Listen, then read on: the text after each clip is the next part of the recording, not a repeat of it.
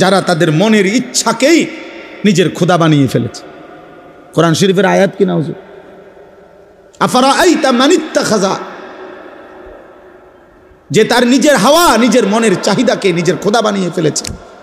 আল্লাহ বলছে আমি তোরে ওয়াদা দিলাম, ওয়া আদাল্লাহুল্লাহু আলা ইলমিন, আমি তার ইচ্ছে করে আমি আল্লাহই তাকে পথভ্রষ্ট করে দেব। মনের চাহিদার ধারাবাহিক অনুসরণ করিলে আল্লাহর ওয়াদা আছে।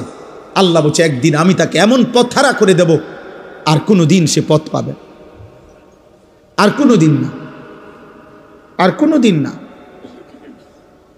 ওয়া খাতামা আলা সামঈহি ওয়া কলবি, আমি তার কানে এবং তার অন্তরে মোহর মেরে দেব। ওয়া জাআলা আলা বাসারিহি গিশাওয়া, আমি তার চোখের সামনে পর্দা ফেলে দেব।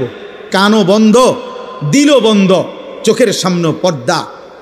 ফামান ইয়াহদিহি মিন বাদিল্লাহ, আল্লাহ বলে বন্ধু বলেন তো এবার এই নাফরমানকে আমি আল্লাহকে বাদ দিয়ে এবার হেদায়েত দিবে কে?